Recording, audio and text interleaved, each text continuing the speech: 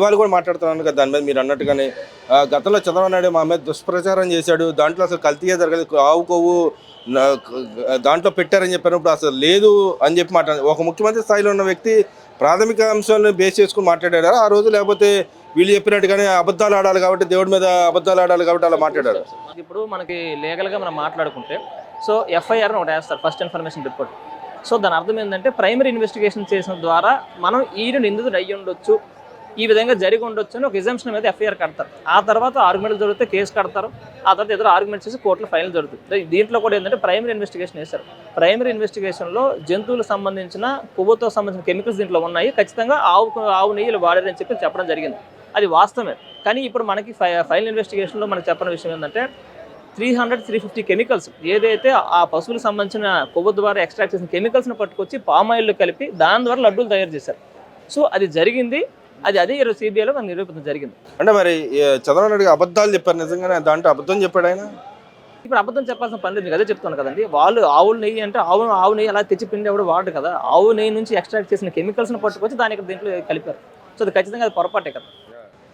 మరి ఇక్కడ భక్తుల మనోభావాలు దెబ్బతీశాడు కావున ముఖ్యమంత్రి స్థాయిలో ఉన్న వ్యక్తి ఇలా మాట్లాడడం తప్పు, మీరు రాజీనామా చేసి బయటికి రండి, రాజీనామా చేసేయాలి అర్జెంటుగా అని చెప్పి వైసీపీ నాయకులు మాట్లాడుతూ అంబటి రాంబాబు అంటాడు మాట్లాడుతూ ఉన్నాడు. సంబంధించిన కెమికల్స్ ఆవు నెయ్యికి ఆవు కొవ్వును సంబంధించిన కెమికల్స్ని ఎక్స్ట్రాక్ట్ చేసి ఆ కెమికల్స్ని పట్టుకొచ్చి ఇది పామాయిల్లో కలిపి దాంతో లడ్డూలు తయారు చేస్తారు. ఇది ఖచ్చితంగా 100% హిందూ మనోభావాలతో ఆడుకోవడం తప్ప మరొక విషయం కాదు. అంటే ఈయనే ఆడుకుంటున్నాడు కదా, చంద్రబాబు నాయుడు ఆడుకున్నాడు కదా. ఇప్పుడు చంద్రబాబు నాయుడు గారు ఆడుకోవడం, చంద్రబాబు నాయుడు గారు మనోభావాలు దెబ్బతీయకుండా ఉండడం కోసం ఈ ప్రసాదాల క్వాలిటీ పెంచారు, ఫుడ్లో క్వాలిటీ పెంచారు, ఫెసిలిటీస్లో క్వాలిటీ పెంచారు, అన్ని విధాలుగా డెవలప్మెంట్ కోసం ప్రయత్నం చేస్తున్నారు.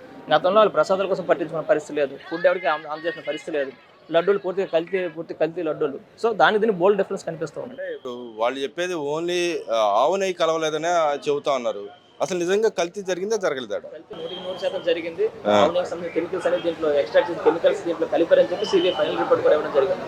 ఖచ్చితంగా కల్తీ జరిగింది. మరి అలాంటి వాళ్ళని ఏం చేయాలంటారు? సార్ ఖచ్చితంగా శిక్షించాలా, ఎవరిని కూడా వదిలిపెట్టడానికి లేదు. ఎందుకంటే అది మనోభావాలకు సంబంధించిన విషయం. జీవితంలో హిందువులు అనే వాళ్ళు ఒకసారి అయినా సరే తిరుపతి వెంకటేశ్వరుడికి వెళ్ళాలని కోరుకుంటున్నారు. ఎందుకంటే అంత పవిత్రమైన ప్లేస్ వెళ్ళి చూస్తే దాంట్లో మొత్తం అన్ని విధాలుగా కల్తీ చేసి మొత్తం వ్యవస్థ నిర్వీర్యం చేశారు. కాబట్టి ఖచ్చితంగా వాళ్ళు చట్టపరమైన ఇప్పుడు ఇలా రాజకీయ పరంగా వాడుకొని దాన్ని పవిత్రత దెబ్బతీయడానికి ప్రయత్నం జరుగుతోంది. కొంతమంది నాయకులు చేస్తారు, అక్కడ ఉన్న స్థానిక నాయకులు చేస్తారు. దాన్ని ఎలా మీరు చూస్తారు? వాళ్ళు ఇప్పటికి పదే చెబుతున్నారు, ఈ కుటుంబ ప్రభుత్వం చేసింది మేము ఏం చేయలేదని చెబుతూ ఉన్నారు. నిజంగానే అలా భక్తుల మనోభావాలతో దెబ్బతీసే విధంగా వక్రీకరించి మాట్లాడాలని ఏం చేయాలంటారు? గతంలో కూడా అక్కడ మొన్న రీసెంట్గా చూసాం మనం, మందు తాగుతున్నారు, మందు తీసుకెళ్ళి తిరుపతి అపచారం చేశారు, ఇంకో పక్క వెంకటేశ్వర బొమ్మ కాళ్ళ కింద పడేసి తొక్కుతున్నారని ఇంకో పక్క ఇలా ప్రచారం చేస్తున్నాడు. ఆయన అంతకుముందు తిరుపతి టీటీడీకి చేసిన చైర్మన్గా చేసిన వ్యక్తి ఇలా తప్పుడు ప్రచార సమాచారం ఇచ్చిన వాళ్ళు ఏం చేయాలంటారు? సార్ ఖచ్చితంగా వాళ్ళని ఖచ్చితంగా చర్యలు తీసుకోవచ్చు. ఎందుకంటే అది మనోభావాలకు సంబంధించిన విషయం, భక్తులు ఆత్మగౌరవం సంబంధించిన విషయం. సో దాంట్లో మనకి దుష్ప్రచారం చేసి వాళ్ళ మీద ఇబ్బందులు గురి చేసి వాళ్ళకి అనేక రకమైన ఇబ్బందులు గురించి వాళ్ళ మనోభావాలు వాళ్ళ గౌరవం దెబ్బతీస్తున్నారు. దాన్ని ఎంతవరకు వీలేదు దాని మీద జెన్యూన్గా యాక్షన్ తీసుకోవాల్సిన అవసరం అయితే ఉంది. తీసుకుంటేనే తిరుపతి దేవస్థానం గారి పవిత్రతను కాపాడడం వల్ల ఉంది.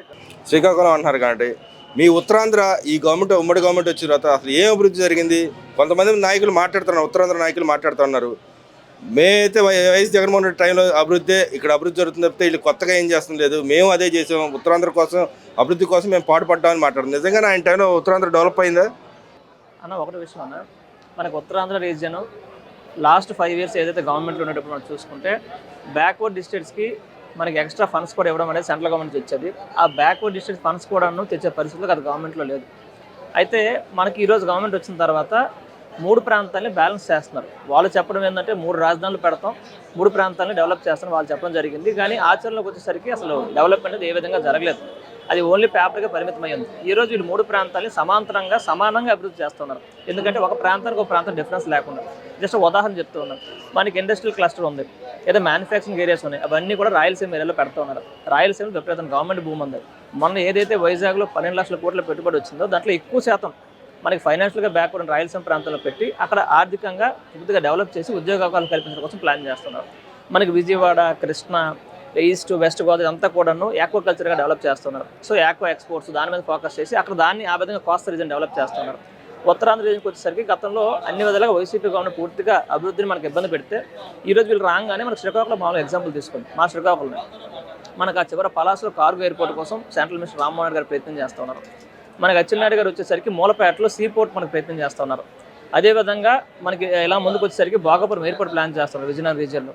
సో మల్టిపుల్ ఏరియాస్ని డెవలప్మెంట్ చేస్తూ ఉన్నారు. At the same time central గవర్నమెంట్తో కన్విన్స్ చేసి ఒక గ్రీన్ ఫీల్డ్ రోడ్ కూడా ఒడిశా నుంచి ఇక్కడ వైజాగ్ వరకు చెన్నై కారిడార్ వరకు కూడా డెవలప్ చేస్తున్నారు. సో ఇలా మల్టిపుల్ ఏరియాలో డెవలప్మెంట్ జరుగుతూ ఉంది. 3 ప్రాంతాలు డెవలప్ జరుగుతూ ఉన్నాయి. ఎక్కడ ఏ ప్రాంతానికి అంటే మరి అవన్నీ జగన్మోహన్ రెడ్డి గారు తీసుకొచ్చారంట, ఆ క్రెడిట్ అంతా వీళ్ళు చోరీ పాల్పడుతున్నారంట కదా. మనకి 2014-19 మధ్యలో జరిగిన ఏదైతే భోగాపురం ఎయిర్పోర్ట్ సంబంధించిన డెవలప్మెంట్ ఉందో అదే ఫైనల్. 1924 మధ్యలో మినిమం మూవ్మెంట్ లేదు. అది గతంలో మన వీడియోలో కూడా మీరు చూస్తున్నారు. జగన్మోహన్ రెడ్డి గారు చెప్పుకున్నారు భోగాపురంకి ఎర్రబస్ కూడా రాదు, దీనికి ఎందుకు ఏర్పాటు నుంచి ఆయన 100 చెప్పుకున్నారు. బోర్గ మీటింగ్లో నేను చెప్పుకున్నారు గవర్నమెంట్ రాకముందర ఈ భోగాపురం ఎయిర్పోర్టే కనుక వస్తే ఇక్కడ ప్రజలందరూ కూడా ధర్నాలు చేస్తాం. ఇక్కడ అక్కడ ఎయిర్పోర్ట్ భోగాపురం ఎయిర్పోర్ట్ మనకి కనెక్టివిటీ పెరుగుతుంది. మనకి శ్రీకాకుళం విజయనగరం వైజాగ్ మధ్యలో డెవలప్మెంట్ జరుగుతుంది.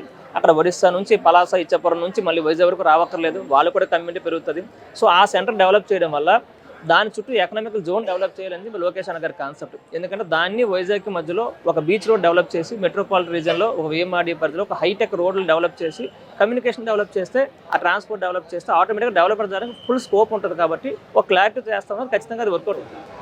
మరి ఎందుకని అక్కడ ఉన్న నాయకులు పదే ఇటు దావాస్ వెళ్ళినా ఉపయోగం లేదు, దావాస్ వెళ్ళి పెట్టుబడులు ఏం తీసుకురాలేదు, ఊరికే దారి ఖర్చులు కూడా రాలేదని చెప్పి అక్కడ మాజీ మంత్రి గారు మాట్లాడుతూ ఉన్నాడు. ఇంకో పక్క అభివృద్ధి ఏం లేదు, మా నాయకుడు చేసిన అభివృద్ధి వీళ్ళు ఏం చేయట్లేదని చెప్పి మాట్లాడుతున్నాడు. నిజంగానే ఉత్తరాంధ్ర నాయకులు ఎందుకు ఒక నాయకుడు అలా మాట్లాడుతున్నాడు, మిగతా నాయకులు ఎవరు మాట్లాడిన దాఖలాలు లేవు, ఎందుకని అలా మాట్లాడుతున్నాడు అంటారు? ఆయన అసలు అభివృద్ధి లేదని ఎలా చెబుతున్నాడు? మీకు కనపడింది అభివృద్ధి అనేది? అక్కడ డెవలప్మెంట్ ఆన్ ఫీల్డ్ కనిపిస్తూ ఉంటుంది. సో మీరు గమనించుకోండి, మరి డెవలప్మెంట్ అనేది పూర్తిగా అన్ని విధాలుగా అన్ని యాంగిల్స్లో డెవలప్ చేస్తాం. దానికి అనేక ఉదాహరణ మీకు చెప్పుకున్నాను. సో దావోస్ గతంలో తీసుకోండి, గతంలో దావోస్ వెళ్తే ఆ మినిస్టర్ గారు చెప్పడం జరిగింది ఇక్కడ చల్లేస్తుంది ఎవరు ఇక్కడ రారు, అందుకే మేము వెళ్ళలేదని చెప్పేసి. ఈ రోజు 78 సంవత్సరాల వయసు ఉన్న చంద్రబాబు నాయుడు గారు కానీ, మొత్తం వెనక లోకేష్ బాబు గారు, సెంట్రల్ మినిస్టర్ రామ్మోహన్ నాయుడు గారు కానీ, మన ఇండస్ట్రియల్ మినిస్టర్ మొత్తం అందరూ కలిసి వెళ్ళి పెట్టుబడుల కోసం విశ్వ ప్రయత్నాలు చేసి అనేక పెట్టుబడులను అట్రాక్ట్ చేశారు. అన్నీ కూడా గ్రౌండ్ చేయడం కోసం కూడా కమిట్మెంట్ తీసుకొని వచ్చారు. First point. రెండో పాయింట్, దావోస్లో ఆంధ్రప్రదేశ్ వెల్కమ్ టు ఆంధ్రప్రదేశ్ ఒక బోర్డు కూడా పెట్టడం మనం చూసాం. ఏ స్టేట్కి దక్కని గౌరవం దావోస్లో మన రాష్ట్రం దక్కింది. దానికి కూడా కారణం ఏంటంటే వైజాగ్లో మనకి 12 లక్షల కోట్లు ఎకనామిక్ సమ్మిట్లు దేశం మొత్తం మీద జరిగిన సమ్మిట్ మనకు ఆంధ్రప్రదేశ్లో వైజాగ్లో పెట్టించగలిగారు. దాన్ని అట్ ద సేమ్ టైం దాన్ని బేస్ చేసుకొని అనేక ఇన్వెస్ట్మెంట్లు అట్రాక్ట్ చేశారు. జస్ట్ దానికి ఉదాహరణ మీరు తీసుకోండి, గూగుల్ వచ్చింది, దగ్గర 1,00,000 కోట్ల రూపాయలు మనకి ఇన్వెస్ట్మెంట్ పెట్టున్నారు. ఆ 1,00,000 కోట్లు ఇన్వెస్ట్మెంట్ పెట్టడం వల్ల గవర్నమెంట్కి 10,000 కోట్ల ట్యాక్స్ వస్తుంది పర్ ఇయర్. మళ్ళీ అదే దాన్ని లోకేష్ గారు దాని చుట్టూ 6 GW డెవలప్మెంట్ చేయడం కోసం ప్లాన్ చేస్తున్నాం. అంటే ఆల్మోస్ట్ 60,000 crores మనకి ట్యాక్స్ వస్తుంది.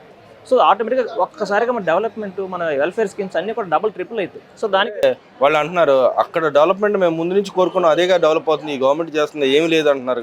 మనకి వైజాగ్లో వాళ్ళు డెవలప్మెంట్ చేసింది ఏమైనా ఉందంటే వాళ్ళ పర్సనల్ యూసేజ్ కోసం కట్టుకున్న ప్యాలెస్ తప్ప మరి ఏమీ లేదు. అది కూడా 450 కోట్లు, దరిదాపులు 450 కోట్లు మనకి వాళ్ళు పెట్టి వాళ్ళ పర్సనల్ ప్యాలెస్ కట్టుకున్నారు తప్ప ఏమీ లేదు. మరి అక్కడే రాజధాని డెవలప్మెంట్ చేయమని మేము అడిగాము, మా పాలసీ అదే కదా అని చెప్పి అంటున్నారు. అమరావతి అనేది ఎందుకు ఇక్కడ 1,00,000 కోట్లు ఖర్చు పెట్టారు, అనవసరమైన ఖర్చు అని చెప్పి మాట్లాడుతూ ఉన్నారు కదా. సో మనకి ఇప్పుడు వైజాగ్ అనేది వాళ్ళు ఆల్రెడీ దాన్ని అడ్మినిస్ట్రేటివ్ క్యాపిటల్గా, దాన్ని ఒక పెట్టుబడుల క్యాపిటల్గా చంద్రబాబు గారు డిసైడ్ చేస్తున్నారు. ఈరోజు గూగుల్ వచ్చింది, కాగ్నిజెంట్ వచ్చింది, TCS వచ్చింది, అనేక కంపెనీలు వస్తూ ఉన్నాయి. సో దాన్ని ఒక ఏరియాలో డెవలప్ చేస్తూ ఉన్నారు. సో మనకి మొన్న ఒకసారి ఒక మ్యాప్లో కూడా మన చంద్రబాబు గారు చూపించున్నారు. సో అమరావతి నుంచి ఆ చివరి శ్రీకాకుళం కొట్టినా, అమరావతి నుంచి అనంతపూర్ కొట్టినా, అమరావతి నుంచి ఇంకే పాయింట్ కొట్టినా అందరికీ ఈక్వల్ డిస్టెన్స్తో కామన్ ప్లేస్. సో ఆల్రెడీ అక్కడ కమిట్మెంట్ జరిగింది. అమరావతి భూముల కోసం రైతులు త్యాగాలు చేసి భూములు ఇచ్చారు. డెవలప్మెంట్ జరిగింది. ఫేజ్ 1 అయింది, మళ్ళీ ఫేజ్ 2కి వెళ్తా ఉన్నాం. ఇప్పుడు దాన్ని మళ్ళీ పబ్లిక్లో ఆ రీజన్కి ఈ రీజన్ మధ్యలో డిస్పారిటీస్ క్రియేట్ చేసి రాష్ట్రాన్ని మొక్కలు చేయడం ప్రయత్నం. అంటే మీరు నమ్ముతున్నారా అలా డిస్పారిటీస్ చేస్తుంది ఈ గవర్నమెంట్? డిస్పారిటీస్ గత గవర్నమెంట్ డిస్పారిటీస్ చేసింది. సో మనం మామూలుగా ఏదైనా ఒక డెవలప్మెంట్ కోసం ఎగ్జాంపుల్ తీసుకుంటే ఒక డెవలప్డ్ కంట్రీని మనం ఉదాహరణగా తీసుకుంటాం. సే ఫర్ ఎగ్జాంపుల్ ఒక యూఎస్నో లేకపోతే యూకేనో లేకపోతే ఆస్ట్రేలియా ఎగ్జాంపుల్ తీసుకుంటాం. సో వీళ్ళు ఏం చేశారంటే మనకి 3 రాజధానులు అవసరం. దానికి ఎగ్జాంపుల్ ఏంటంటే సౌత్ ఆఫ్రికాలో అక్కడ ఉన్న దక్షిణ అమెరికాలో ఏదో ఉంది, దాన్ని మనం ఎగ్జాంపుల్ తీసుకోవాలి. వాళ్ళు 3 రాజధానులు పరిపాలిస్తున్నారు.